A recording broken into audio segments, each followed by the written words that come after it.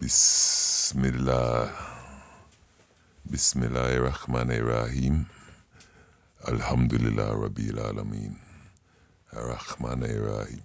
Maliki Yawmiddin. Iyyaka na'budu wa iyyaka nasta'in. Ihdina siratal mustaqim. Siratal ladina an'amta alayhim.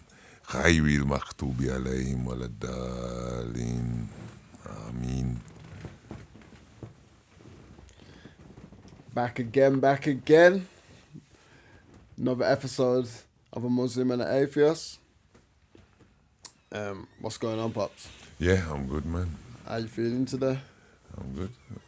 How are you feeling on this day? On which day? Same as any other day, G. Is today the same as any other day? Yeah. Is it? Okay. Fair enough. Alright, so today we're going to be doing the mind-blowing prophecies of Muhammad. I'm not actually sure of any prophecies Muhammad made. Obviously, I know Moses was one for the prophecies. I'm not even sure if any of that Jesus really made. Now I'm thinking about it. But, I mean, what do you think? Have you heard of the prophecies? What are the prophecies? I don't know them, but I've heard of them. Mm-hmm. Okay, so we'll take a look at mind-blowing prophecies from Muhammad. I just want to say thank you for everyone for watching the videos. As I said, we are out here reacting to various content on different religions, history, politics, race, social equality. We like to deep dive into a subject and then, we'll carefully blend into others. But yeah, today we're doing the mind-blowing prophecies of Muhammad.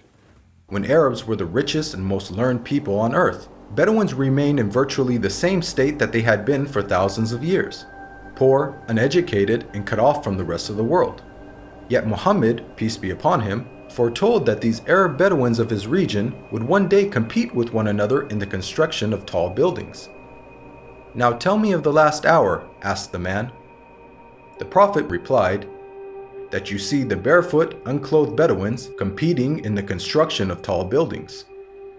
Today we find in the Arabian Peninsula, the Bedouins who used to be impoverished herders of camels and sheep are now not only competing with one another, but also the entire world to construct the world's tallest buildings. How did one of the poorest people on earth, who literally wore rags, become the wealthiest nations on earth? One thing that made this rapid change possible was the discovery of oil. The seemingly empty deserts of the Bedouins had it in abundance. They went from camels to Cadillacs in a single generation. The construction of tall buildings among the Arab Bedouins has even reached Mecca, Muhammad's city of birth. The last few decades have seen a massive surge in building construction in Mecca. The famous Mecca clock tower is currently the... That looks sick, to be fair, isn't it? I like the way that looks. It's kind of, you've got the Kaaba in the middle, and then everything's just built around it. That's tall, man. That's grand. I don't know why I expected it to just be like desert. Just like, for some reason, when I thought about it, like, I just thought it's just going to be like in the middle of nowhere. Kind of like Stonehenge, just the middle of I wish you could desert. see it rather than all that gobbledygook stuff, but yeah. Third tallest building in the world. In order for such construction to be possible, many of Mecca's ancient mountains had to be demolished in order to make room for the tall buildings that had sprung up. Amazingly, this is also something that Muhammad had foretold. He said, "The hour will not be established until the mountains are moved from their places." This tremendous feat of demolishing entire mountains has only been made possible in the 20th century with the advent of technology such as explosives. It's important to point out that Muhammad himself was a simple man and wanted other Muslims to maintain that simplicity. He did not like Muslims to be extravagant. I don't mean to be different, but didn't Hannibal move mountains when he went to Rome? Did he move mountains? I know he travelled through the mountains. He dissolved and them. They told him that it would dissolved the never mountains. happen. Well, how do you mean dissolve them? What did you do? He used chemicals and just the. I think the rock is a particular kind of porous rock that the mountain, and there's some chemicals that they use, and the mountains literally melted, and the camels just walked through. I was saying that that could have been And done that before. is historic now. Again, I'm not saying anything about, but just to add to the point, I know that Hannibal did mountains. Muslims to be extravagant.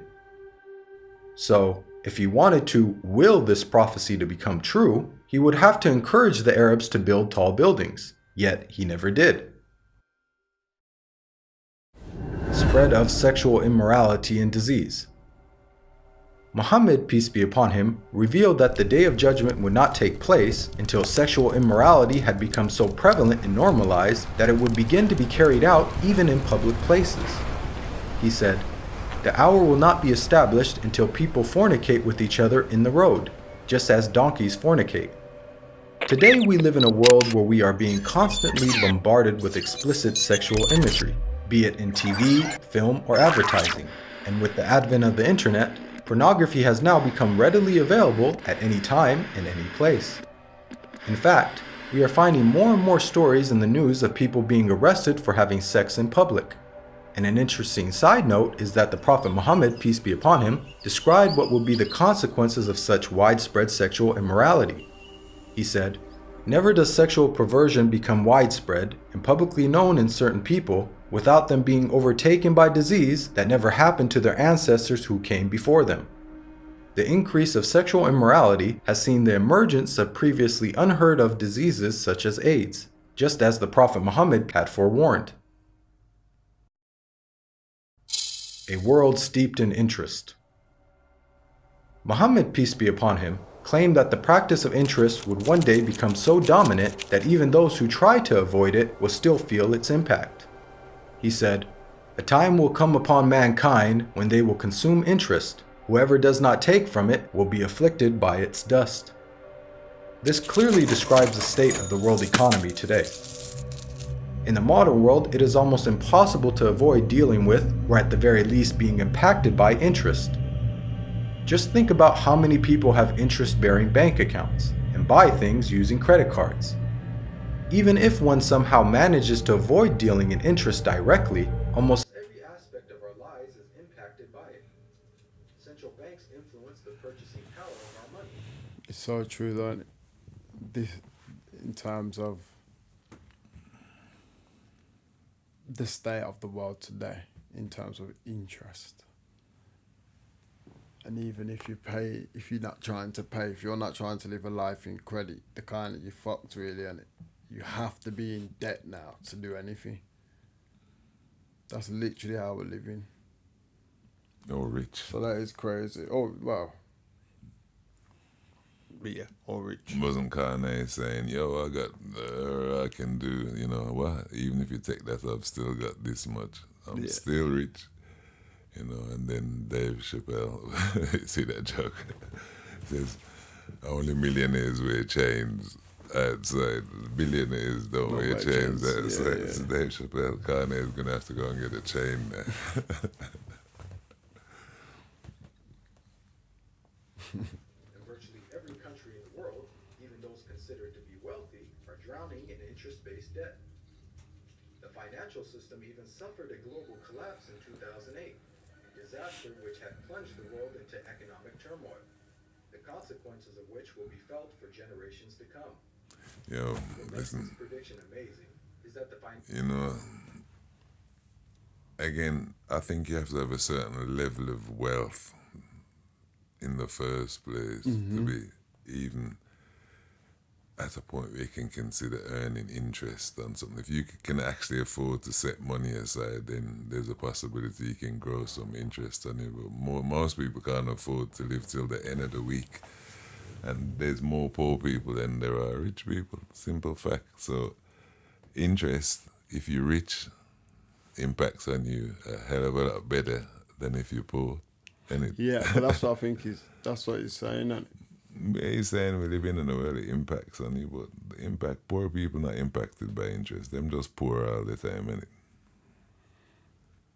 Yeah, but I think it's a thing of other people's interests impact you. It's like I said to you, like, Like people with money can do interest. People who ain't got no money don't get impacted by interest because they ain't got no money. You gotta have money for interest to impact on you one way or another. And it poor people who ain't had as impact on poor people who ain't got no money. You got no money anyway, you know. but it does, because if I'm poor, even me going to buy a house, or How to you get gonna buy a house when you're poor? you can get a loan at it, but interest rates affect you. This is what I'm saying. But that's how Poor this is what people I'm can saying get to a you. loan. Yeah, poor people. How many poor people think are in debt because they've got some form of credit somewhere where there's an interest rate they got to pay that's over the odds compared to if you're rich, you can pay a low interest rate just because you've got that behind you.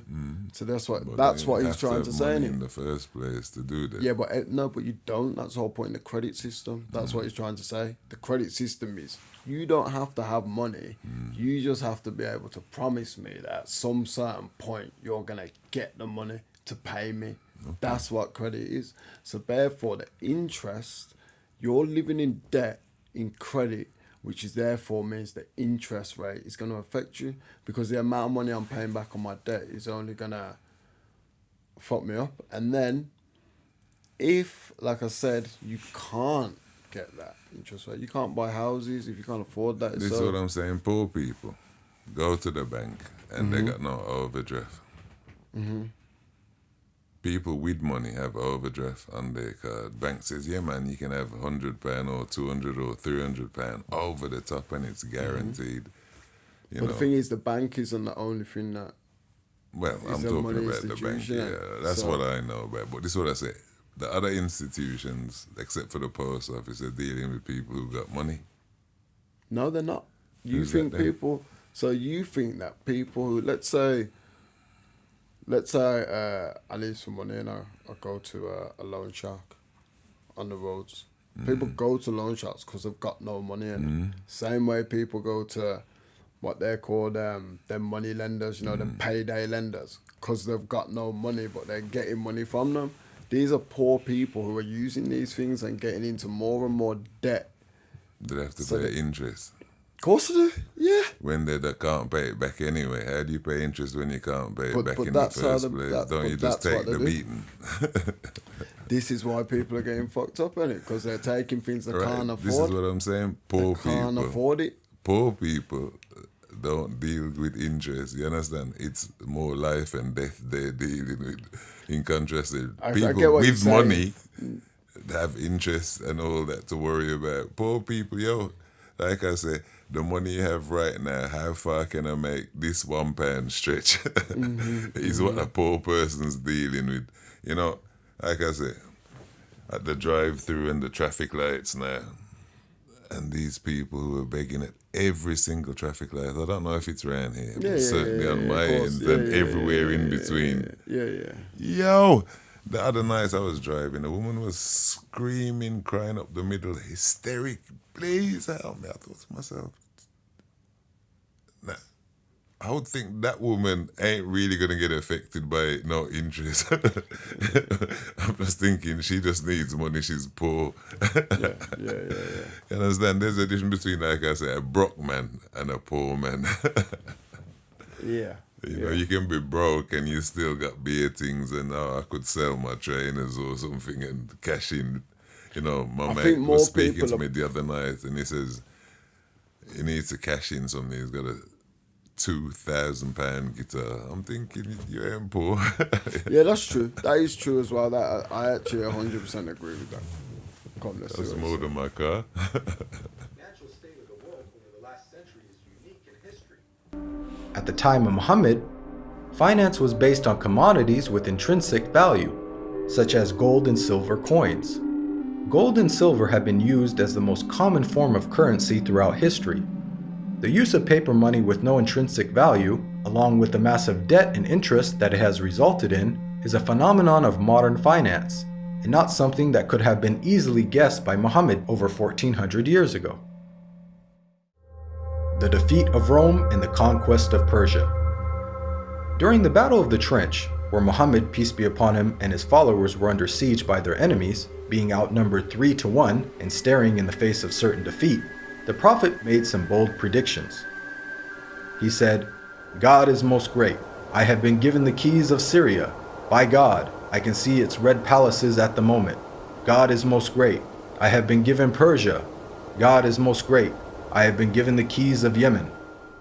At that moment, Muhammad had made the astonishing claim that the Muslims would not only take the lands of Yemen and Syria, much of which was under the occupation of the Roman Empire, but that they would also defeat the mighty Persian Empire. Historically, Muhammad's companions saw this prophecy fulfilled before their very eyes, as they went on to defeat the Romans and conquer Persia. What are the odds that the Muslims, who lacked economic and military strength, could topple the superpowers of the world in such a short span of time? The astonishing way that the Muslims defeated the superpowers captured the world by surprise. As historian Barnaby Rogerson explains, you have to remember that the two great superpowers were the Byzantine Empire, i.e. the Eastern Roman Empire, and Sassanid Persia. They were the dominant superpowers. If you're putting it in a modern parlance, it's a bit like the Eskimos taking on the United States of America and Russia. No rational person would have ever conceived of such a possibility. This sentiment is echoed by historians who cannot explain how Islam became such a dominant force so quickly. Professor of Byzantine Studies, Andrew Louth, wrote, "The speed with which the eastern provinces of the Byzantine Empire succumbed to the Arabs remains to be explained by historians." Prevalence of right. There's actually an explanation for that. So I don't know if you know about this. Well, I know you know a lot about it, but this is like the start of the Ottoman Empire, isn't it, that they're talking about. So, did you know that them, what they're called, Byzantines, who they were the emperors who ruled Constantinople at the time, innit? But Constantinople broke away from the Roman Catholic Church, innit? So it was one of the only Orthodox churches. So they actually, when they were getting surrounded, so the Ottomans surrounded the whole place, like all the villages, tribes around that city, they surrounded them, they didn't attack the city, innit? So the Byzantines actually went around the whole of Europe, come to England, Spain, went everywhere that had Catholic church and said, "We need your help. These people they're gonna kill us, basically." And the church said, "Yeah, we'll help you, but you have to surrender. You have to surrender the relics." yeah. You have to say, become Catholic." So my man's like, "Yeah, I can't do that, man. My people will overthrow me. I may as well just surrender to them, and if I do that, then there's no difference." But anyway, there was an agreement made in the end. So he went back, couldn't do it, but then an agreement made, so they were going to send help. But the elders in the church said, "Nah, the Orthodox Church, they were like, nah, that ain't happening. We'd rather just go out like this." But yeah, it's a little bit of history there. I think there were two Holy Roman empires at that time. And that was one of them, ain't it? Right, so this would get rid of and just leave the one Yes. in Rome, in contrast to the one that had been built there. So, well, yeah, something like that. Go on, man. Yeah, man. Writing. Many of us take for granted the ability to read and write, and the abundance of books that are available in the modern age. However, for the people of the past, illiteracy was the norm, and books were very scarce. Muhammad, peace be upon him, was born into a society in which very few people could read or write. It is estimated that the number of people who were literate in his locality of Western Saudi Arabia did not exceed 17. Muhammad himself could not read or write. Against this backdrop, the Prophet Muhammad made the prediction that writing will one day become widespread among mankind. He said, "Ahead of the hour, the pen will prevail." The Arabic word used for pen here is qalam, which also carries the wider meaning of writing. This perfectly describes our world today, in which it is the norm for people to read and write, and there is an abundance of books, newspapers, and magazines. This has only been made possible thanks to 15th century technological advances, such as printing that took place over 800 years after Muhammad's prophecy. And with the advent of the internet, writing is spreading even more. Anybody with a computer or smartphone now has access to millions of books with just the click of a finger. It's quite powerful that Muhammad, who could neither read nor write, prophesied the spread of reading and writing. The greening of Arabia's deserts. The Prophet Muhammad, peace be upon him, made a bold prediction about the future state of Arabia. He said, "The hour will not begin until the land of the Arabs once again become meadows and rivers." This narration anticipated the greening of Arabia's extensive dry desert environment. As recently as 1986, there was little to no farming in the region. However, over the last 30 years, these deserts have been transformed to grow grains, fruits, and vegetables, thanks to techniques such as center pivot irrigation. This is a process that pumps water to the surface from deep underground reserves, some of which date back to the last ice age 20,000 years ago.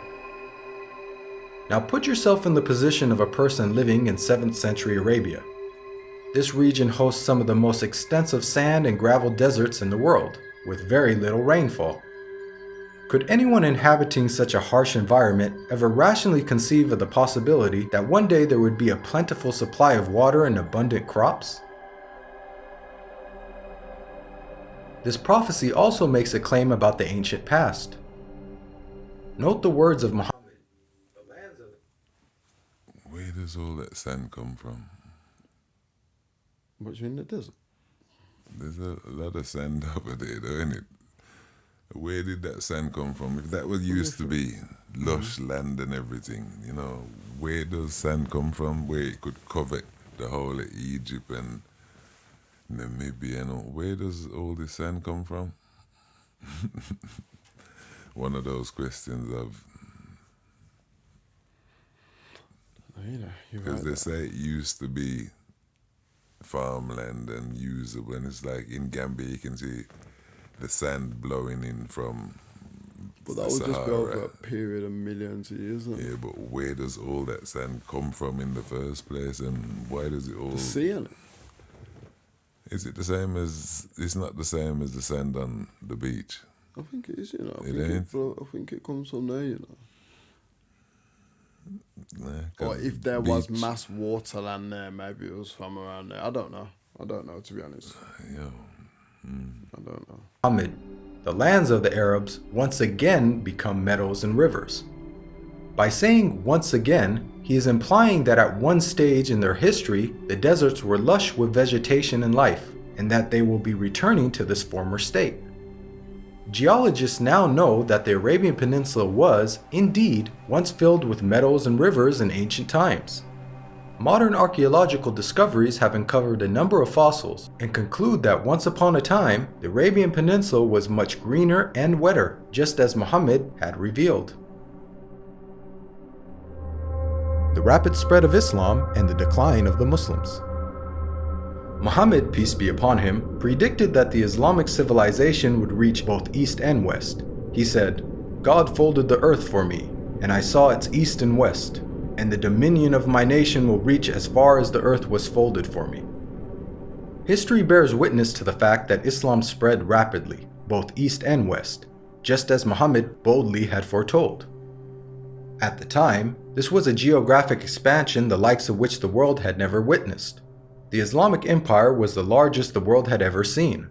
The Prophet Muhammad not only informed us about the spectacular rise of the Muslims, he also foretold their decline. He said, "The nations will call each other and set upon you, just as diners set upon food." Someone then asked, "Will it be because of our small number that day?"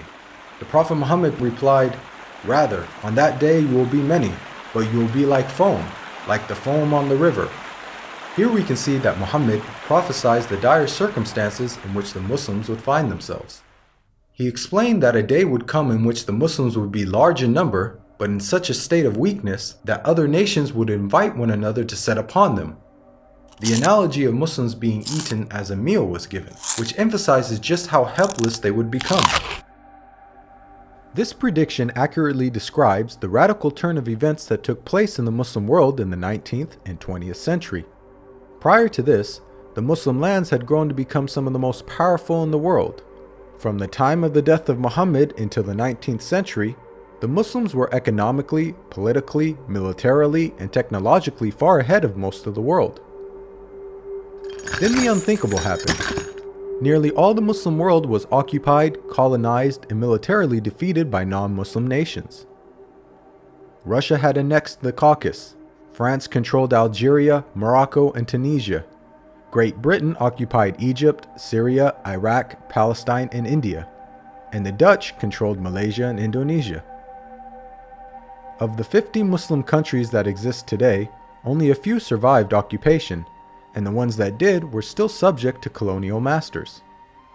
All of this is just as the Prophet Muhammad had predicted. At the time, there was an estimated 200 million Muslims, representing 12.5% of the world's population. But their considerable numbers could do nothing to prevent the defeat by their rivals. They were weak like the foam on a river. Again, just as Muhammad had foretold. If we reflect on this prediction, it is quite counterintuitive. If this prediction was guesswork, then it would have made more sense to state that the Muslims would be diminished in number and that would be the cause of their weakness. Yet Muhammad predicted the exact opposite, a paradoxical situation of the Muslims being vast in number but very weak, and it came true. Historically speaking, when religions lose their influence on the world stage in such a way, it is usually followed by a stagnation or decline in the number of their followers. Yet Muhammad foretold the exact opposite with regards to the religion of Islam. He said that it would continue to grow in terms of the number of followers, to the extent that it would eventually enter every household. He said, "This matter will certainly reach every place touched by night and day. God will not leave a house or residence, except that God will cause this religion to enter it." Today we are witnessing this prophecy unfold before our very eyes. Islam is currently the fastest growing religion in the world, with nearly 1 in 4 people on earth being a Muslim, and is forecasted to be the world's largest religion by the year 2070. This is despite Islam being constantly attacked by the media, the colonization of Muslim lands, and the many wars that have been waged in the Muslim world. Then man's forecasting that for, That's not far. You think that's far? well, if you listen to them in Ukraine, it sounds for. That's not far. I think that's around the corner. 2070. It's round the corner, but if Biden and, carries on with this arms threat, it could be a long time away, mate. Could all be back to the Stone Age by then. Yeah, but they're not going to do nothing. They've been talking about it for too They're long. just moving money, I know. 100%. You know they'll all go back to the boys' club. They're probably throwing each other at the end of the day. Money have to run. Exactly. Money I run hard most of the day.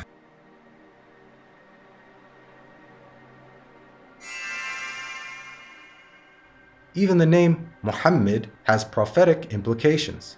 It's an Arabic word that means the praised one. The Quran states how Muhammad's remembrance will be raised. We elevated your mention for you. Since this verse was revealed over 1400 years ago, the Prophet Muhammad, peace be upon him, has been the most praised person in history. Today, not a second goes by without a minaret somewhere in the world publicly proclaiming the time for prayer and saying, أشهد أن محمدًا رسول الله. I bear witness that Muhammad is the messenger of God. أشهد أن محمدًا رسول الله.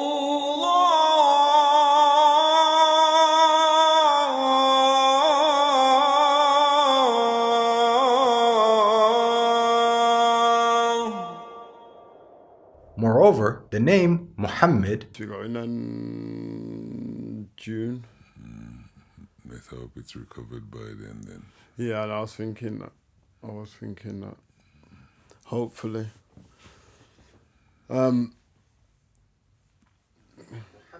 is consistently the most popular name given to newborns across the globe.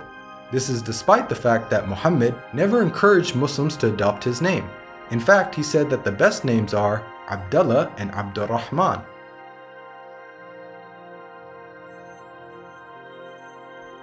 Now, we've analyzed a number of the Prophet Muhammad's prophecies, which were made over 1400 years ago, and have seen how he has accurately foretold many things.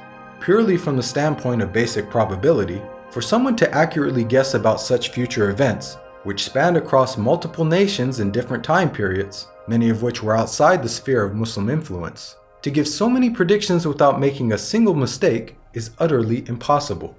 Okay, so what do you think? Interesting.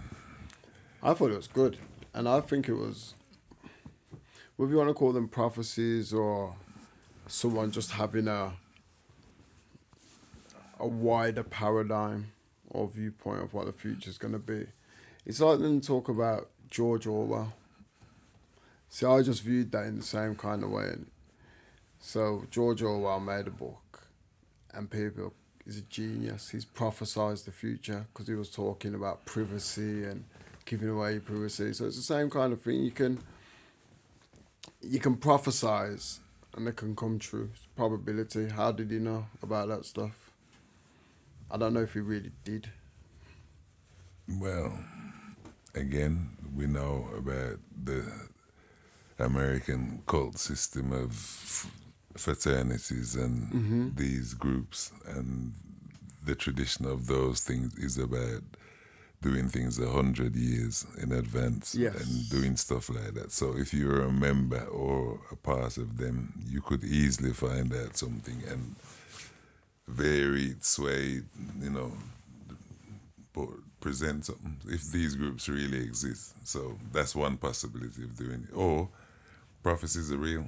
A lot of people, in our community, those old black women, them can tell you when you're going to get a beating before you get the beating. So, I believe in the power of prophecy. Because, I say, boy, your mother going to kill you when you reach home. Yeah.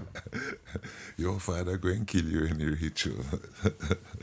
So there was definitely prophetic moments in my life. Yeah, man. So the mind-blowing prophecies, like I said, if them things were said, I wonder were they from the Quran or from the Hadith? Quran must be. That was from the Quran? Yeah, I would imagine. Prophecies, yeah. So really it was God prophesizing. Well, all prophecies from God, innit? True. A prophecy from a man of no basis. Yeah. Okay, yeah. All right, then, so mind-blowing prophecies of Muhammad. Peace. Peace.